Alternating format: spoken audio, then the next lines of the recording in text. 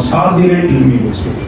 علمی حوالہ پیش کرنا گالی گلوچ نہیں، علمی حوالہ پیش کرنا یہ ہماری ذمہ داری ہے.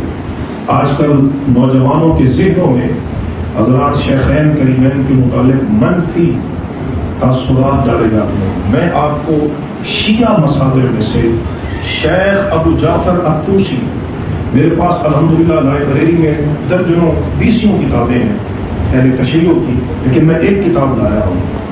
یہ اس کے مصنف شیخ ابو جعفر الطوسی، یہ 4 صدی ہجری کے ان کے مجتہد ہیں، بہت بڑے امام ہیں. ان کی یہ کتاب ہے تلخیص الشافی. اس تلخیص الشافی میں انہوں نے حضرت علی رضی اللہ تعالی عنہ کی ایک دعا ذکر کی ہے. بڑی توجہ طلب یہ بات ہے. میں حوالے سے بات کر رہا ہوں، کتاب میرے پاس موجود ہے، کوئی ادھار والی بات نہیں. نقل کوئی دیکھنا چاہے تو کتاب دیکھ لے.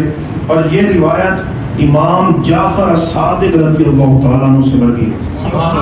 امام جعفر الصادق نے ان ابیہ، اپنے والد گرامی امام محمد باقر رضی اللہ تعالیٰ عنہ سے اس روایت کو نقل کیا ہے.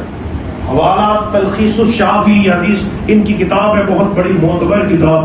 اس میں امام محمد باقر رضی اللہ تعالیٰ عنہ آپ فرماتے ہیں کہ ان رجلا من قریش، قریش کا ایک آدمی جاء الى امیر المؤمنین علیہ السلام، حضرت مولا مرتضی علی شیر خدا کے پاس آیا.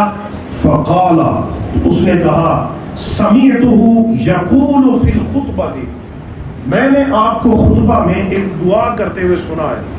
حضرت علی دعا مانگ رہے ہیں خطبہ کے اندر، کوفہ کی جامع مسجد میں ہزاروں لوگوں کے سامنے یہ دعا مانگ رہے ہیں. اللہم اصلحنا بما اصلحت به الخلفاء الراشدین. اے اللہ ہماری اسی طرح اصلاح فرما جس طرح تو نے خلفاء راشدین کی اصلاح فرمائی. یہ مولا علی دعا مانگ رہے ہیں، جس طرح خلفاء راشدین کی تو نے مدد کی تھی، ان کی اصلاح فرمائی تھی، ان کے معاملات کو درست کیا تھا، مولا میرے معاملات کو بھی اسی طرح درست کر دے.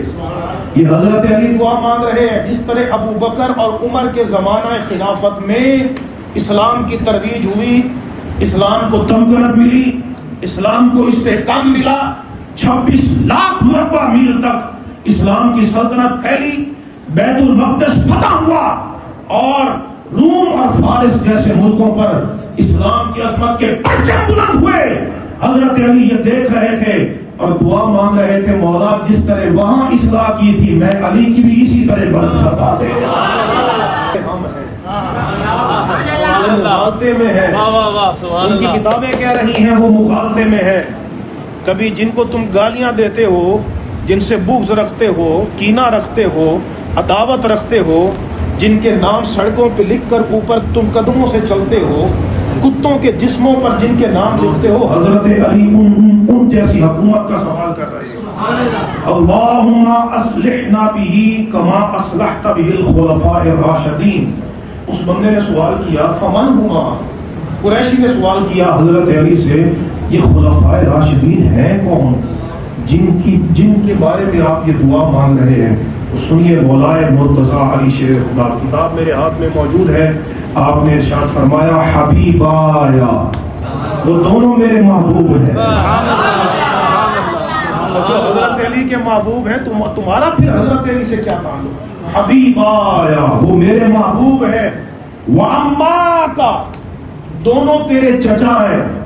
ابو بکر و عمر، ابو بکر اور عمر. امام الہدا، وہ دونوں ہدایت کے امام ہیں. وہ شیخ الاسلام، شیخ الاسلام ہے. اسلام کی تاریخ میں پہلے شیخ الاسلام حضرت ابو بکر صدیق ہیں. دوسرے شیخ الاسلام حضرت عمر فاروق اعظم. یہ میں نہیں کہہ رہا، مولا علی شیر خدا فرما رہے ہیں. وہ شیخ الاسلام ورجل قریش والمقتدى بہما بعد رسول اللہ صلی اللہ تعالی علیہ وسلم. اور فرمایا رسول اللہ کے بعد وہ مقتدا ہے، ان کی پیروی کی جاتی ہے. میرے آقا نے بھی فرمایا اقتدوا بالذین من بعدی ابی بکر و عمر. فرمایا میرے بعد تم نے پیروی کرنی ہو تو ابو بکر کی پیروی کرنا اور عمر فاروق اعظم کی پیروی.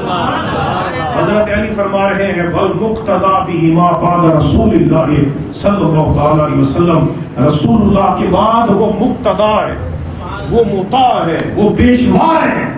اور فرمایا من اقتدى بہما عصما، جو ان دونوں کی پیروی کرے گا وہ بچ جائے گا جہنم کے عذاب سے. ومن اتبع آثارہما ہدی الی صراط مستقیم، اور جو ان کے نقش قدم پہ چلے گا وہ سیدھے راستے پہ چل پڑے گا، وہ صراط مستقیم پہ چل پڑے گا. صراط مستقیم جس کی تم نماز میں دعا مانگتے ہو، اہدنا الصراط المستقیم، اللہ ہمیں سیدھے راستے پر چلا. وہ سیدھا راستہ کون ہے؟ حضرت علی فرماتے ہیں جو ابو بکر اور عمر کی پیروی کرے گا وہ سیدھے راستے پہ چل پڑے گا.